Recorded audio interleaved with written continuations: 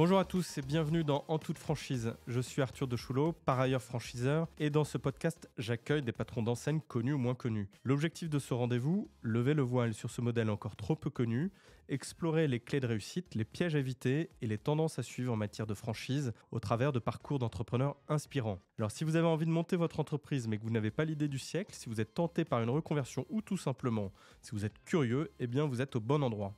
Aujourd'hui, je reçois Grégory Bonhomme et Benoît Magan, fondateurs du réseau La Compagnie des Déboucheurs. En 2015, Grégory et Benoît sont partis d'un constat simple. 60% des Français ont été confrontés un jour à un problème d'évacuation. À l'instar de Carglass avec la réparation de vitrage, ils souhaitent transformer le simple débouchage de canalisation en un véritable métier d'excellence. Qui n'a pas été bien démuni face à des toilettes bouchées ? Alors en 2018, l'enseigne évolue vers un modèle de franchise et connaît depuis une expansion exceptionnelle avec 92 agences ouvertes fin 2023. Aujourd'hui, ils ont réussi à imposer leur modèle sur un marché très atomisé et ne souhaitent pas s'arrêter là.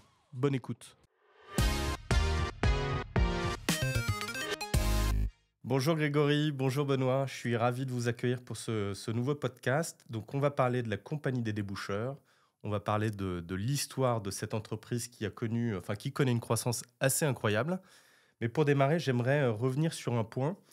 Je voudrais comprendre votre rencontre. Comment vous vous connaissez et comment est venue ensuite l'idée ? On est deux potes d'enfance déjà, donc on a fait les 400 coups ensemble. Et puis on s'est dit, si on faisait les 400 coups dans l'entrepreneuriat. Donc là, on est en train d'en faire un qui est plutôt pas mal. Et vous en aviez déjà fait un avant ? Non. En fait, moi, je suis issu de la franchise, donc à l'Opneu. Donc voilà, j'ai un petit peu un parcours autodidacte. Je me suis mis à mon compte à 23 ans. Et puis après, j'ai basculé là-dedans et j'ai été vraiment piqué par le concept. Et puis, Greg, de ton côté... Moi, j'étais dans les travaux publics et j'étais à un tournant de ma vie professionnelle. On subissait la crise de plein fouet en 2014. Donc, j'ai demandé une rupture conventionnelle et ça tombait bien. Et je suis allé filer un coup de main à Benoît à l'atelier parce que je n'aime pas tourner en rond et je voulais me lancer à mon compte aussi et puis prendre un peu de son expérience. Parce que toi, Benoît, tu étais franchisé ou tu étais... J'étais multifranchisé à l'Opneu. Multifranchisé, ouais. Ok. Voilà, donc sur ce, moi, je possédais la compétence technique, on va dire, parce que moi, je construisais les réseaux de canalisation. Donc, j'avais l'habitude de faire travailler des assainisseurs, des personnes comme ça. Et je savais juste qu'ils pratiquaient des tarifs astronomiques.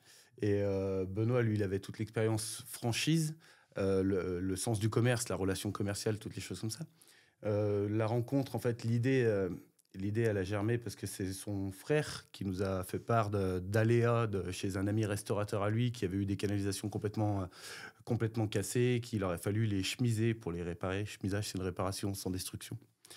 Et sur ce, Benoît s'était penché sur le sujet parce que lui, il était aussi à un tournant de sa vie professionnelle où il voulait passer un cap, passer de franchisé à franchiseur, enfin dans cette idée-là, se renouveler. Et sur ce, il est allé se renseigner sur le métier. Et en fait, il s'était avéré que c'était une activité secondaire. Et l'activité principale, c'était l'assainissement. Donc là, en discutant au fil de temps qu'on passait ensemble, parce qu'on rigolait beaucoup aussi, puis on prenait du temps ensemble, il y a eu cette idée qui a germé de construire quelque chose lié à l'assainissement, où on avait une profession, une des plus obscures du dépannage en France, et y transposer le modèle à l'Opneu avec toute la transparence qu'on peut y apporter. Alors, attends, je reviens juste. Toi, Grégory, tu faisais quoi auparavant concrètement ? J'étais chef de chantier dans les travaux publics. Et donc, du coup, il y a cette idée qui émerge autour d'une bonne table, sans doute, et puis petit à petit, bon an, mal an, de plusieurs, vous regardez le marché, et toi, Benoît, tu en conclus qu'il y a une opportunité, sans doute. Comment vous jugez, comment vous transformez l'opportunité en idée et en réalisation ? C'est un constat simplement. En fait, on se rend compte que quand le client a une canalisation de boucher ou un WC de boucher, il ne sait pas à quelle sauce il va se faire manger. Donc là, à partir de ce moment-là, on a le besoin. Donc nous, on a la réponse derrière parce qu'on a la réponse avec une stratégie économique qui est différente. On va apporter de la transparence, pas de frais de déplacement, pas de majoration soir ou week-end, des techniciens, du marketing, de la com.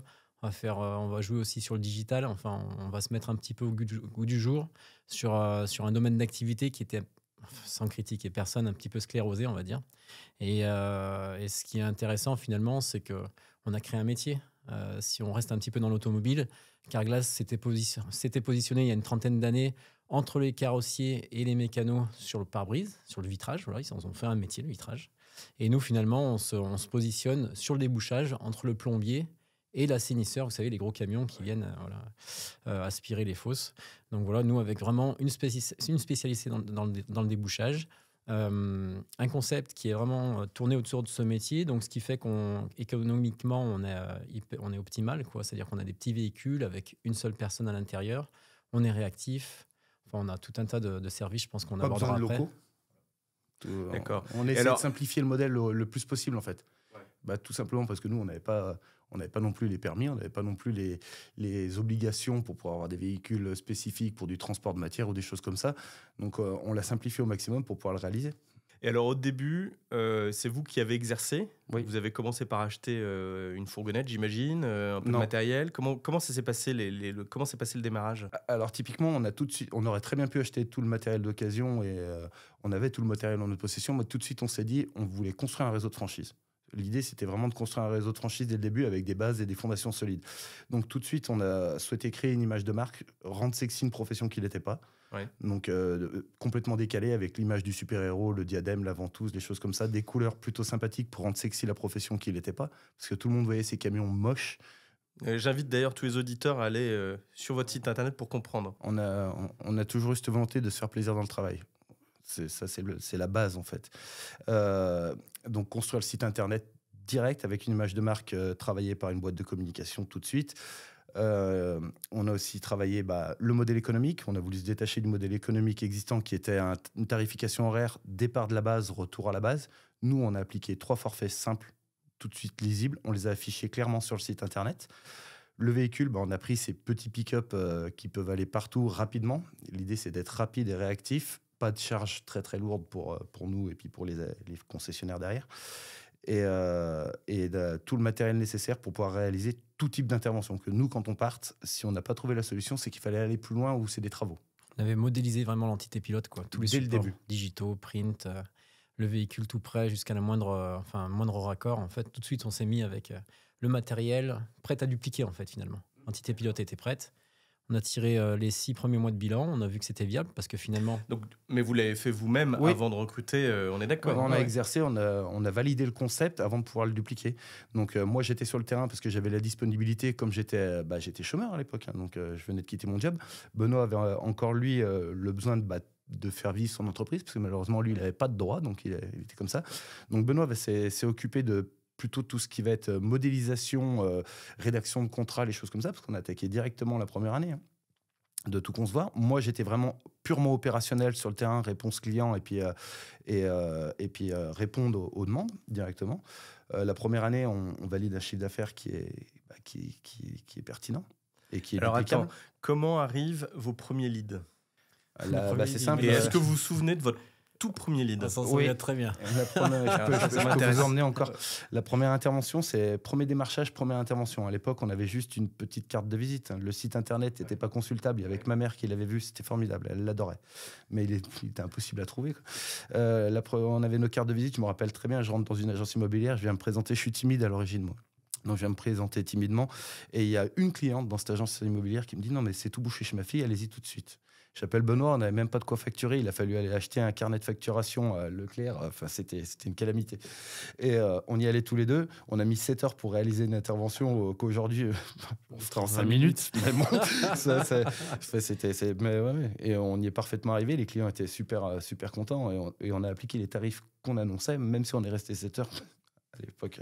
Ce qui est intéressant dans notre binôme, finalement, c'est qu'on a 2 compétences qui sont complémentaires. Et on a aussi, finalement, des lacunes, parce que moi, en 2015, je n'avais pas touché un PVC de ma vie. Donc, je me positionnais vraiment en tant que franchisé, quoi, qui arrivait, novice, complètement profane, quoi. Et j'arrivais et je me disais, bon, comment ça marche? Et finalement, je dis à Greg, tu resteras 6 mois avec moi, le temps de me former, etc. Et au bout de 5 inters, j'ai compris comment ça fonctionnait. Donc, déjà, on se dit, OK, là, on est plutôt pas mal parce qu'on n'a pas 6 mois de formation à faire. Parce que quand on se dit finalement, on veut créer une franchise, ce qu'il faut voir, c'est comment est-ce qu'on accompagne finalement le franchisé? Qu'est-ce qu'on va lui apporter comme service? Comment on va en faire de lui un bon technicien, ensuite un bon commercial et finalement un bon manager, un bon franchisé qui respecte le concept, quoi. Et moi, en 2015, on attaque aux côtés de Greg et finalement, on se rend compte que le métier, il est relativement accessible. Et donc duplicable. Oui, et duplicable, ouais. Et notamment sur la stratégie économique, parce qu'au bout de 6 mois, on se rend compte que c'est viable. pas de réseau là-dedans, pas forcément les outils qui étaient performants comme on peut les avoir aujourd'hui. Et on a une première situation qui est bonne. Donc là, c'est banco, quoi. On y va. On se rapproche d'un cabinet de consulting qui est spécialisé là-dedans. Et puis, on modélise le concept, les contrats donc, à l'époque, c'était de concession. Alors attends, on va parler de tout ça, mais je reviens parce que je voudrais refaire un focus sur vraiment les premiers moments de démarrage. Donc là, tu m'as raconté ton premier client. Comment a suivi le deuxième, le troisième? Comment tout ça a pris? Comment la mayonnaise a pris? Alors, beaucoup de démarchage en physique. Typiquement, je peux vous dire que dans le Rhône, il y a 390 agences immobilières. Je les ai toutes faites une par une. Donc, ça nous a pris beaucoup de temps. Benoît aussi. Hein. Donc, tous les plombiers du coin, on est tous allés frapper à leur porte parce que c'est des bons apporteurs d'affaires et qui ne voulaient pas faire ce métier parce qu'ils sont trop occupés à faire de l'installation, du chauffage, des choses comme ça. Et ce n'est pas leur métier. Et souvent, ils sont trop outillés pour pouvoir aller jusqu'à la résolution du problème. Et inversement chez les assainisseurs. Donc, les assainisseurs sont aussi nos partenaires. On allait les voir. Au début, ils nous fermaient un peu la porte au nez, mais finalement, ils ont compris qu'on pouvait les aider pour intervenir là où ils avaient d'autres choses à faire. Donc, c'est du démarchage comme ça, des rencontres. Après, on acceptait tout. On était corvéable à merci parce qu'on avait déjà la notion de vouloir développer un réseau et de gagner des partenaires nationaux. Donc, on a commencé à rencontrer nos premiers partenaires assisteurs qui ont cru en nous en 2 personnes avant de croire en l'entreprise. On peut leur faire un petit clin gueule, je pense. Ouais, Homeserve, ils nous ont accompagnés depuis le départ, c'est des historiques et on les en remercie. La compagnie des Bouchards les remercie. La relation de confiance continue, donc voilà, c'est cool, quoi. Donc voilà, les premiers partenaires, des gens qui faisaient de la détection de réseau. Donc je me rappelle que nous, on faisait nos interventions la journée. Parfois, la nuit, on repartait faire des passages caméras dans les canalisations, dans les centres commerciaux, à l'autre bout de la France. On allait à Aix-en-Provence, on allait à Montpellier. Et le lendemain matin, on était présent pour répondre pour des interventions de dépannage chez nos clients. On a essuyé les premiers plâtres, par exemple avec Page Jaune. Pour pas les citer, mais bon, maintenant on a de super relations avec Page Jaune parce qu'on a quelqu'un qui s'occupe du groupe, quoi. Mais à la base, finalement, quand vous commencez, ça c'est un des aspects de la franchise qui est sympa, c'est que là on arrive avec un collaborateur de confiance, donc chez ce fournisseur. Quand vous commencez, souvent vous avez beaucoup de commerciaux dans cette boutique. Et nous, quand on l'a reçu, donc la commerciale locale, en toute confiance, on lui dit fais pour nous ce que tu auras fait pour toi. Elle lui dit ok, pas de souci, on va vous donner l'exemple concret. Hein, c'est pour vous, il faut poser sur la table 85 000 € par an. Et vous serez premier partout sur Page Jaune. Okay. On vous trouvera partout. Mais nous, on savait déjà ce que c'était que le ROI, donc c'est retour sur investissement, quoi. On dit ok, il y a pas de souci. Par contre, nous, il faut faire x2, quoi. C'est le minimum. Autrement, on n'y va pas. Pas de souci. Ok. Bon, il s'est avéré que ça marchait pas, donc ils nous ont remboursé. Je crois qu'on est la seule entreprise de France qui a réussi à se faire rembourser par Page Jaune. On sait être persuasif. Non, mais c'est des petits aléas. En fait, c'est à ça que ça sert la franchise. Nous, on a essuyé les plâtres et histoire de protéger nos affiliés concessionnaires quand ils viendraient par la suite. Donc, on a fait des erreurs comme tous nos entrepreneurs. Typiquement, on a créé 3 fois notre site internet parce qu'à l'origine, on ne comprenait rien à ce qu'était le référencement. Et aujourd'hui, on a trouvé un partenaire qui, lui, sait verbaliser internet et expliquer ce que c'est. Donc là, on est content, ça marche et on est très bien positionné. Oui, parce que moi, je prends mon exemple perso. J'ai eu un problème comme, je pense, la plupart des Français de toilettes bouchées. Nous, jamais. Ah bon. D'ailleurs, vous avez des statistiques, je ne sais pas si ça existe. Hein, en fait, il n'y a pas d'étude de marché correspondant au débouchage de canalisation. Ça relève de la plomberie ou des choses comme ça. Donc, mais finalement, les gens, quand ils sont confrontés à cette problématique, ils font quoi? Ils vont taper sur Google débouchage, canalisation, et puis ils vont tomber directement. Alors soit, moi, je ne sais plus ce qui tombait, mais un plombier ou voilà. Sursollicité, des prix pas contrôlés, effectivement. Et puis, de toute façon, il faut régler le problème. Donc, il faut faire venir quelqu'un. C'est le syndrome du serrurier parisien. Oui, c'est ça. C'est comme ça qu'on l'appelle. En fait, on sait juste qu'on a un problème et on ne sait pas vers qui se tourner ni à quelle sauce on va être mangé. Et typiquement, nos confrères en usaient et abusaient. Donc, voilà, après... Enfin, certains confrères. Voilà, certains. Mais aujourd'hui, ce qui se passe, c'est un petit peu... La jungle, quand même, Google. Hein, c'est vous avez des gars qui achètent finalement le leads et puis après, qui le revendent à un artisan. Et nous, il y a des mecs qui nous rappellent, ils nous disent « Ouais, écoute, j'ai vendu un débouchage 450 balles. Donc, nous, on prend notre com je sais pas, de 200 €, quoi, et puis on te file le leads, quoi. » Et on ne bosse pas avec ces gens-là parce que finalement, c'est eux qui font monter les enchères. Et puis, c'est de l'escroquerie, quoi, finalement. Et sauf que le client, il retient juste le véhicule bleu et rose qui est venu chez lui. Et nous, on ne veut pas rattacher notre marque à ces pratiques. D'accord. Donc, voilà. Mais oui, la jungle d'Internet, on l'a rencontrée dès le début. Alors au début, on était bien moins performants sur Internet. Ça a été beaucoup de travail physique et de bouche-oreille pour nous faire connaître. Un peu de chance de temps en temps. On a réalisé des devis pour les ASF, des fois, où on allait faire des interventions, parce que nous, on ne refaisait rien. On est corvéable à merci. Et on est arrivé à faire nos chantiers, à les Et honorer. finalement, en fait, vous êtes capable de parer à toute situation, parce que quand même, il doit y avoir une variété de situations techniques.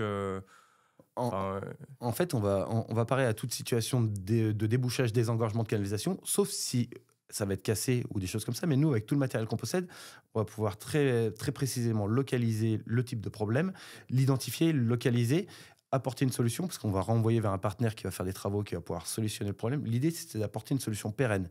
On ne mise pas sur la multiplication de l'intervention, on vise sur la recommandation client. Donc nous, après, on tisse notre réseau d'affaires. Il n'y a pas d'histoire de refacturation, d'apport d'affaires ou de choses comme ça. L'idée, c'est le soleil brille pour tout le monde. On leur amène du travail, eux nous en amènent. Donc les entrepreneurs du bâtiment qui étaient dans le terrassement, les travaux publics, les petits maçons ou le plombier du coin, nous, on ne fait pas de dépannage de ce type, de remplacement de canalisation ou de choses comme ça. On est vraiment dans le désengorgement. Et donc, on leur disait, appelez telle personne de confiance, c'est quelqu'un que je connais. Voilà. Et là, vous serez satisfait. Et nous, on a réalisé notre mission pour le client. Donc, il se passe 6 mois après le lancement. Et vous en concluez que le modèle est valable. Que le modèle est valable. Du coup, on crée une clé de calcul par rapport au modèle, parce qu'à l'époque, on intervenait sur toute la Loire, tout le Rhône. J'allais jusque dans le Puy-de-Dôme, voire l'Ain de temps en temps. Et toi, tu étais encore en poste pendant ce temps-là. Enfin, ouais. tu étais encore à la tête de tes franchises. Ça se terminait, je crois, là. T'as vendu 2017, je crois, non? Ah non, j'ai vendu T'as vendu 2017 ou juste avant qu'on fasse les franchises? Ça s'est fait petit à petit, en fait. Ouais. Parce que j'ai vendu plusieurs fois. Et sur ce, on valide le concept, donc c'est bon, on peut le dupliquer, c'est facilement appréhendable. Maintenant, il faut créer, pour dupliquer, il va falloir créer la clé de calcul pour sectoriser. Donc, on crée notre clé de calcul. Quand tu dis clé de calcul, c'est quoi? C'est la zone de chalandise? Zone de chalandise. Donc, nous, on décide de leur attribuer tous une zone de chalandise exclusive. Comme ça, il n'y a pas d'histoire de... L'idée, c'est d'avoir un réseau qui marche dans le même sens et pas d'idée de comment ça s'appelle? Concurrence en interne. On crée cette clé de calcul, on travaille la modélisation vraiment du concept, tout écrit, les contrats, les choses comme ça. Et là, on s'ouvre à la franchise en se lançant sur les premiers annuaires. On ne va pas les citer, vos confrères. Et donc, les méchants. Et là, ça passe un peu de temps. On s'ouvre à la franchise, c'est 2017, tu m'arrêtes? Non, c'est avril 2018 où on commercialise le concept. Ah ouais, on commercialise le concept à avril 2018. Juin 2018, premier candidat qui signe. Donc on le lance. Toi, Benoît, là, tu es full-time sur le projet. Au moment où vous vous lancez... Il y a pas mal de choses à faire, hein, notamment toute la partie, tout ce qui est vraiment rédaction de contrat, faire tous les listings avec les fournisseurs, se mettre propre avec les fournisseurs, caler les assurances, parce que vraiment, quand on arrive chez nous, c'est... vous payez la globalité, c'est le droit d'entrée, matériel, etc. Et il y a tout compris, quoi. C'est-à-dire qu'on s'occupe des téléphones portables, on s'occupe des lignes fixes, on s'occupe du site filles, parce qu'on a un site mère et des sites filles. On va s'occuper des assurances. Enfin, tout ça, c'est vraiment une globalité. Et c'est un petit peu de boulot quand même sur la mise en place. Même la relation partenaire-véhicule, hein, parce que les fournisseurs de véhicules comme nous, qui sont très spécifiques, ils ne vous ouvrent pas les portes si vous n'êtes pas du métier. Ah oui. Et nous, on était de néophytes là-dedans. Ils nous ont ouvert les portes parce qu'on s'est fait passer pour des plombiers, mais parce qu'on n'est pas plombier à l'origine. Mais voilà, donc cette relation, quand on leur a dit on va en ouvrir tant cette année, il faut qu'ils aient confiance en nous. Parce que...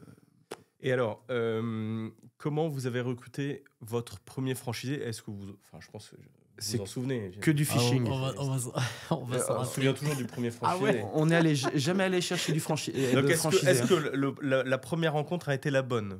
Ah ouais, franchement, ça a été un super franchisé. On lui fait un petit clin d'œil parce qu'il est plus avec nous maintenant. Mais il a été tellement casse-couille, mais bon, il le sait, on lui l'a dit, que grâce à lui, on a été carré. Il nous a appris à nous professionnaliser. En fait, c'est le truc où quand il est arrivé, le gars, et encore, c'est pas une critique, parce qu'on est vraiment sur un débat qui est assez ouvert, il n'était pas prêt pour être dans le cadre d'une franchise. Ouais. Ce qui fait que tout ce qu'on avait laissé, il s'est jeté dessus, quoi. Pour nous emmerder. Voilà, Attends, il n'était pas prêt pour la franchise, ça veut dire quoi ça? C'est-à-dire que, je peux peut-être pas s'étaler là-dessus, mais c'est un gars qui était vraiment indépendant, autonome, donc qui nous avait expliqué quand on l'avait rencontré que quand il se présentait auprès d'un prescripteur, le prescripteur se posait la question de savoir qui était le patron des deux. Voilà, sur son précédent boulot. Et finalement, comme je disais, moi perso, je pense que Greg aussi, on l'en remercie parce que c'est lui qui nous a fait grandir plus. Parce qu'on s'est dit, oula, d'accord, là, il y a de l'humain. Donc, il va falloir mettre les choses carrées du départ. Et c'est là où on s'est dit aussi, putain, le respect du concept, on va en parler 15 fois, je pense, hein, pendant l'interview, mais c'est un truc, c'est fondamental. Et lui, il a trouvé tous les trous dans la raquette qu'on pouvait avoir, parce que forcément, on pense pas à tout quand on crée un contrat de franchise. Donc pour maintenant, ils sont prêts. Ouais, t'as quelques exemples? Ouais, voilà, très concrètement, c'est le véhicule, il avait 300 km, il n'avait pas 0 km. C'est-à-dire qu'il était neuf, hein, mais il avait 300 bornes, parce que il était allé chez le carrossier, enfin voilà, des trucs normaux, quoi. Et il nous l'a... il faut que ce soit écrit sur le contrat. Il faut que ce soit écrit sur le contrat. On avait un webmaster, il dit non, moi je veux prendre mon webmaster. J'ai dit ouais, mais attends, non, c'est pas comme ça que ça se passe, parce que tu sais, il faut qu'on mutualise et tout vis-à-vis de Google, machin, etc. Et puis qu'on a une portée. Pour des raisons d'optimisation. Donc voilà, ça c'est deux exemples qui sont pareils. Il y en a un qui est très très important sur la partie webmastering et l'autre sur le véhicule, c'est un peu moins important, mais bon, c'est des trucs qu'on s'en passe. Surtout quand on est arrivé à une vitesse où d'abord on en a fait 1, ensuite 2, puis 3 ouvertures par mois.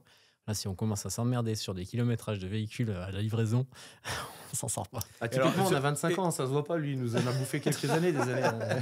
Et ce premier franchisé, il est encore là? Non. Non, mais ça, c'est... Après, il est parti, il n'y avait pas de souci, parce que lui, il savait qu'il allait faire qu'un contrat, quoi. Ouais, après, ça correspondait aussi avec son projet de vie personnelle et puis l'âge qu'il avait. Et encore une fois, il n'y a aucune animosité. Mais c'est sympa. Alors, attends, il y a aussi une question qui me vient.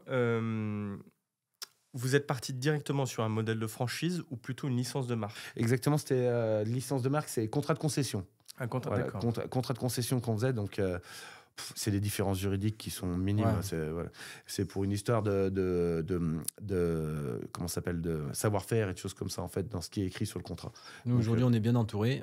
Quand on nous dit qu'il faut faire ça, on le fait. Oui, parce que nous, on n'est pas des experts dans tous les domaines. Non, bien sûr. On essaie d'être bons dans les nôtres et en fait, on essaie de s'entourer d'experts dans leur domaine pour travailler avec nous. Belle expérience avec ce premier franchisé. Ouais. Comment se déroule la suite, là, le deuxième, troisième? Ça s'enchaîne, en fait, mensuellement. Donc, le premier, il arrive en juin. À partir de septembre, on a eu le deuxième qui, lui, est breton. Lui vient de re-signer renouveler son contrat avec lui, on vous en parlera après parce que c'est une des plus belles aventures finalement et c'est un beau parcours de franchisé, je trouve. Il est pas mal. Et là, c'est mensuel. Donc, première année, on en ouvre 16 des agences. C'est 100% de reconversion. Il faut bien savoir qu'à la compagnie des Bouchons, on doit avoir 97% de reconversion. Hein. Et c'est des gens qui viennent chercher du sens, en fait. C'est pas des gens qui viennent pour l'argent ou pour mes sens, c'est des gens qui veulent de la reconnaissance. Oui, on va faire aussi un focus sur les personnalités, ça m'intéresse. Donc là, on en ouvre 16 la première année. À partir de septembre 2019, on passe à 2 mensuellement. Et depuis 2020, on est à 3 par mois, en fait. Entre 2 et 3. Ouais. D'accord. Et est-ce qu'au début, vous avez une idée des profils de franchisés que vous souhaitez recruter? Non. Et ensuite, d'accord. Et ensuite, est-ce que ça a évolué et maintenant, vous êtes à plus 5 ans, plus 4 ans, plus 5 ans. Est-ce que vous avez une idée aujourd'hui des profils que vous souhaitez recruter et pourquoi? Vas-y. Je pense que la première année, on va dire les 15 premiers, les gars sont venus, ils ont eu confiance en nous en fait. Ouais. Clairement, ils n'ont même pas spécialement... Le concept leur a plu. Mais ils se lançaient un petit peu, c'est les pionniers, quoi. Et ils se disaient, bon, notre discours était correct. Il n'y avait pas d'entourloupe. On a des mecs qui sont honnêtes. Donc, voilà. Et puis, bon, il y a une relation vraiment de proximité qui s'est créée.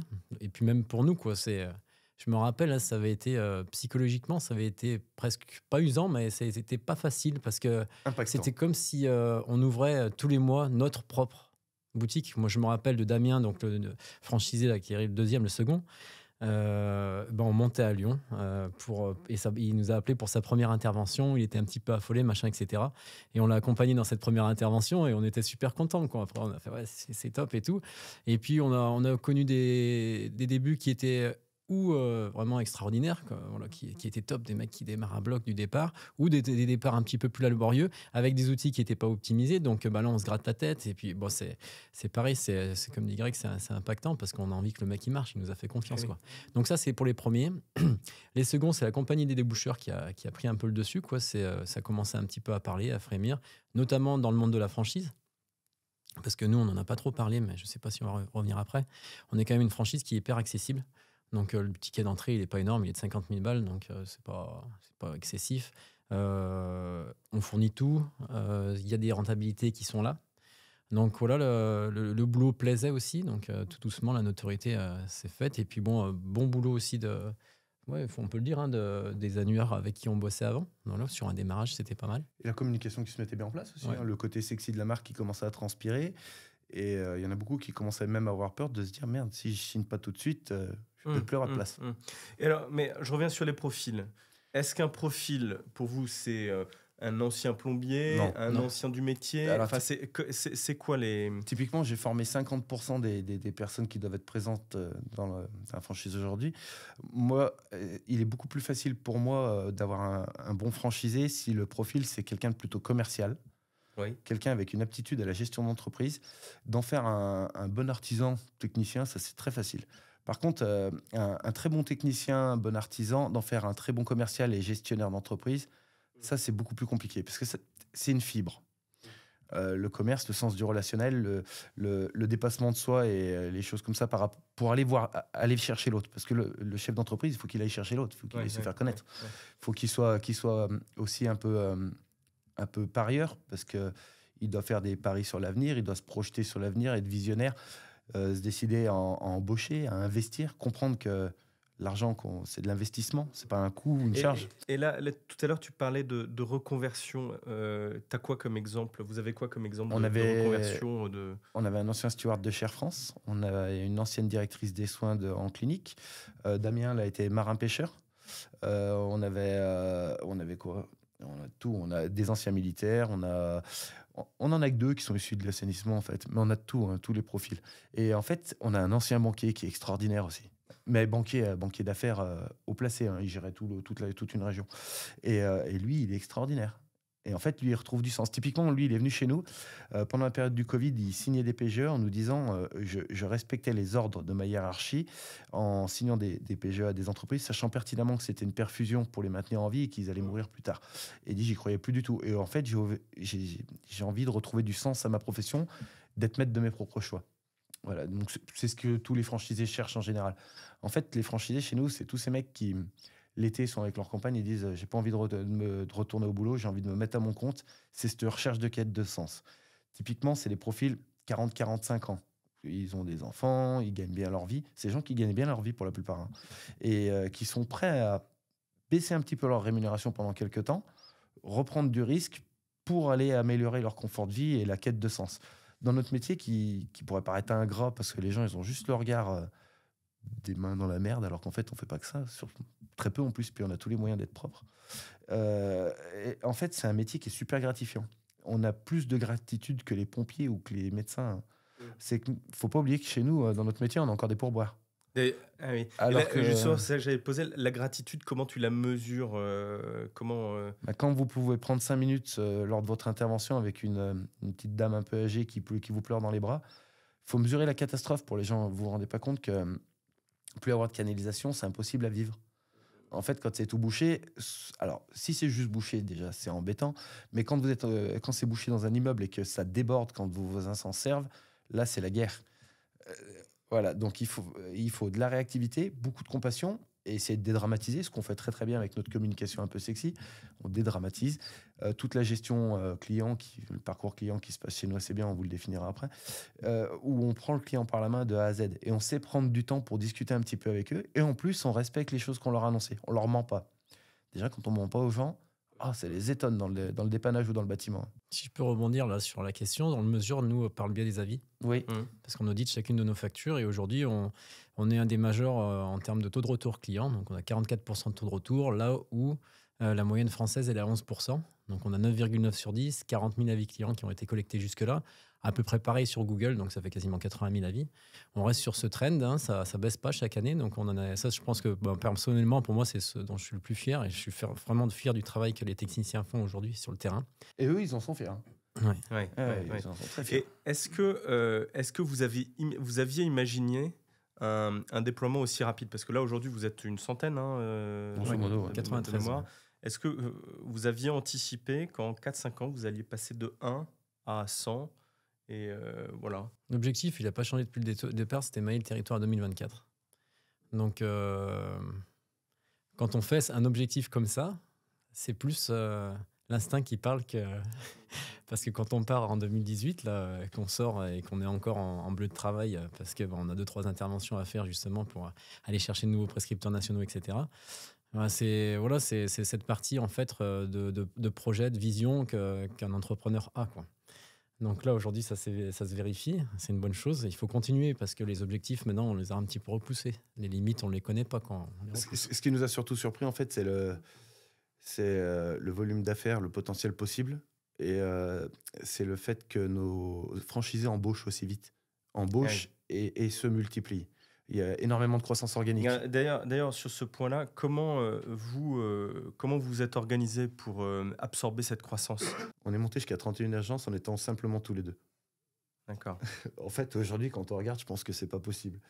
Mais si, c'était possible, en fait. Parce que ce qu'il faut pas oublier, c'est qu'on traite tous les appels entrants. Les appels clients sont traités chez nous. Et tout est centralisé ? C'est tout centralisé. On a un call center en nos locaux avec des vrais techniciens qui savent déboucher, dépanner, qui savent répondre aux clients, les choses comme ça. Et en fait, c'est les choses qu'on faisait nous-mêmes à l'origine. Donc, à l'époque, il faut savoir qu'on développait l'entreprise, on formait les gens, on continuait d'aller chercher des partenaires prescripteurs nationaux, des choses comme ça. On les accompagnait à leur lancement chez eux. On passait une semaine avec eux chez eux pour tout leur lancement. La première, pour leur apprendre à prospecter, les choses comme ça. Les premières interventions, les rassurer. Et on traitait les appels clients en même temps, tous les deux. C'était rigolo. Et là, aujourd'hui, comment vous êtes structuré ? Aujourd'hui, on est 18 personnes en interne. On a un call center avec 7 personnes. On a 3 personnes en communication. On a des animateurs réseau. On a quoi ? On est 2, mais on a notre embauche sur le 3e animateur réseau. On a un peu l'edge sur l'animation réseau, mais bon, ça tend à se staffer là. Il y en a même un 4e qui arrive en 2024, je pense. Ouais. Et après, il y a comptable, il y a 2 personnes en comptabilité. On a une personne au magasin. Puis ils sont 7 aujourd'hui en call center. Ouais, 7. Et pendant le Covid, là, pendant les 2 années de Covid, pas de problématique. Pas d'impact pour vous. Le seul impact, on va dire que... les gens étaient chez eux, donc à la limite, il y a peut-être eu plus de business encore. Alors, il n'y a pas eu plus de business parce que les gens étant chez eux, ils prenaient le temps d'essayer. Alors que quand vous êtes au travail, vous vous dites juste, j'ai envie de rentrer et de prendre ma douche ce soir. Enfin, voilà. Ouais. Donc, c'est comme ça que ça marche. Donc, on va dire les choses faciles, on en avait moins. Donc, le volume d'affaires augmentant, mais moins les interventions faciles, ça revenait au même. Ça a un petit peu freiné le développement de franchisés, les nouveaux franchisés, tout simplement par frilosité, on va dire. Mais après, ça a explosé dès que ça s'est calmé, en fait. Ouais. Nous, on était, comment ils ont appelé ça ? C'est profession d'intérêt général, je crois, ou d'intérêt public, je crois. Ah oui. Ouais, on pouvait intervenir. Donc, on pouvait circuler, on pouvait intervenir, pas de problématique. Donc, vous avez continué à recruter des franchisés pendant cette période ? Alors, oui. Non. On n'a pas formé pendant ce temps-là. On n'a pas formé. Ouais. On les a rattrapés les mois suivants. D'accord. Et d'ailleurs, c'est un petit clin d'œil, on en profite. C'est les 2 franchisés qui étaient en formation à ce moment-là. Donc, de La Rochelle, Philippe et donc Raphaël de Niort. Un grand bravo parce que finalement, eux, ils ont attaqué. Ils imaginez, ils étaient salariés. Ils déboulent, ils se mettent entrepreneurs. Ils arrivent dans une franchise, ils ne connaissent pas le métier. On a le temps de les former sur toute la partie théorique et prise en main du matériel, mais pas sur le terrain, quoi. Là, c'était, vous savez, vous vous rappelez comment ça s'est passé, quoi. Et les mecs partent et ils envoient du lourd du départ. Et aujourd'hui, ils se sont staffés, ils ont salariés, machin et tout. C'est des mecs qui assurent, quoi. Donc, ils ont eu 0 formation de terrain, eux, parce qu'on avait vu le discours d'Emmanuel Macron qui annonce c'est la guerre, enfin, tout ce qui s'est passé. Et on leur dit, qu'est-ce que vous voulez faire ? Parce qu'on ne savait pas, vous voulez rentrer chez vous ou choses comme ça. Ils ont dit, de toute façon, on est dos au mur, maintenant, il faut y aller. Donc. Et alors, un franchisé qui réussit, pour vous, c'est quoi ? Un franchisé qui respecte le concept. D'accord. Clairement. Mais après, aujourd'hui, on a des outils qui sont en place. Il y a des outils qui fonctionnent, qui ont été non seulement... ce qu'il y a de bien, en fait, finalement, c'est que, je ne sais pas si vous avez remarqué, mais il n'y a pas grand-chose qui a changé chez nous depuis le départ, si ce n'est qu'on s'est amélioré sur pas mal de points de vue, sur pas mal de sujets. Et aussi, on a apporté un petit peu de l'eau à notre moulin en apportant de nouvelles actions commerciales, en apportant du nouveau matériel, en optimisant notre site. Nous, ce qui nous intéresse, en fait, c'est pas ce qui nous intéresse. Ce qui est intéressant, je pense, d'abord pour le franchisé, c'est de dire, je vais mettre en application la recette qu'il nous donne, je vais prendre les actions commerciales qu'ils me disent dans le sens des priorités, et ça fonctionne du départ. Donc ça, c'est pas une problématique. C'est ce qu'aujourd'hui, on essaye de faire, pas de faire accepter, mais j'ai envie de dire, c'est... Dans le monde de la franchise, j'ai discuté avec Daniel Moquel il y a 15 jours. Là, d'ailleurs, un petit clin d'œil, c'est un super mec, il a un super réseau. Pour nous, c'est une référence. Et en fait, finalement, le rappel des fondamentaux, il doit se faire en permanence, quoi. Nous, par exemple, notre signature, c'est donner un petit goodies. Notre goodies, c'est un tire-bouchon qui est fait en Italie. Enfin, c'est un truc super quali. Et on se dit à notre client, vous aussi, vous allez devenir un déboucheur. Et tac, le client ouvre, et tout, trop bien. D'ailleurs, j'en ai dans la voiture, j'ai oublié de vous les prendre. Mais c'est un petit tire-bouchon rose qui est super quali et on reste chez les gens avec une petite image qui est sympathique. Et ben, on s'est rendu compte là dernièrement au séminaire national que le tire-bouchon rose, finalement, c'était notre 4e goodies en termes de volume. Donc, c'est pas normal, quoi. Et ben, les séminaires nationaux, ils sont là pour ça, finalement. Ils sont là pour se dire, les mecs, oubliez pas ce qu'on a fait, on l'a construit grâce à ces petits points de détail qu'il faut continuer à mettre en place. Il s'est fait parce que on a su répondre les dimanches à telle heure. Il s'est fait parce que, En fait, c'est le bouche-oreille, en laissant ses goodies, en laissant une trace chez le client, enfin, des choses qui vont pas finir à la poubelle. Alors, comme on vous le disait, en fait, c'est qu'il faut qu'ils arrivent à comprendre que c'est de l'investissement, c'est pas un coût. Et tous ces petits détails, ils font la réussite d'une entreprise. Et après, comment on mesure la réussite d'un franchisé? On va pas la mesurer par rapport à son chiffre d'affaires. On va la mesurer par rapport à son état d'esprit et la façon dont il a grandi. Il passe des caps, en fait, dans leur vie. On va trouver des gens qui sont vraiment type salariés, fermés, la peur d'investir, le ci, le ça, à des gens qui vont devenir managers, qui vont devenir promoteurs d'une marque, qui vont devenir ambassadeurs de la marque chez eux, à faire des activités, à tisser leur réseau d'affaires, à représenter l'entreprise, l'accompagner des déboucheurs, parce qu'ils se la sont appropriés, ils en sont fiers. Il faut faire attention à ça. Et là, on se dit, ouais, c'est une réussite. C'est quelqu'un qui est dedans. Et il y a des gens qui vont faire moins de chiffre d'affaires que d'autres, mais qu'on tiendra à conserver dans le réseau, parce que c'est pas juste pécunier, c'est des bons ambassadeurs de la marque. Est-ce que vos franchisés, ils vous aident à faire évoluer le concept? Est-ce que quel est leur impact finalement? Tu vois, on parle aussi d'intelligence collective, mais comment ça se traduit concrètement chez vous? Typiquement, déjà, ils nous ont aidés depuis le début à faire évoluer le concept, depuis le premier franchisé, parce que c'est simple, on a remanié les contrats juste avec le premier. Et puis au coup par coup, parce que quand on arrive sur une région qui est moins portée sur la consommation d'Internet ou de choses comme ça, là, ça nous a permis de créer ces opérations de communication type publi-postage plombier, type animation sur des foires ou des choses comme ça, des endroits un peu plus ruraux où on va avoir plutôt besoin de relationnel en physique ou des choses comme ça. Là, on a créé nos opérations de communication. C'est comme ça qu'on fait développer le concept, en fait, en découvrant, parce que la France, elle n'est pas partout pareille, quoi. On a des régions très marquées avec des modes de consommation très différents. Et du coup, on a adapté en fait notre communication envers ces différentes régions et ces différents modes de consommation. Notre enjeu, en fait, finalement, en tant que franchiseur, c'est qu'il y ait du partage entre eux. Et nous, on les liant dans tout ça. C'est pas facile la communication, hein. C'est très, très difficile. Je pense qu'on a tous le même problème en tant que franchiseur. Et comme on leur a dit au séminaire, on était en séminaire il y a 15 jours en Islande, ils sont force de proposition, quoi. Et on a mis des choses en place, qui a été perfectible, mais on s'améliore aussi. Donc voilà, il faut se dire que finalement, notre réseau, il a que 5 ans. Et on tend qu'à s'améliorer, donc c'est intéressant, mais il faut gérer les frustrations. Pareil, je rebondis sur un truc, c'est que nous, on a des franchisés. Alors, les plus vieux ont 5 ans, mais grosso modo, ils ont tous 2 ans et demi, enfin, en moyenne. Et ça va très vite. Et on a des gens qui commencent à gagner de l'argent, qui commencent à embaucher, c'est ça. Et en fait, il faut aussi leur rappeler qu'ils ont des entreprises qui sont adolescentes.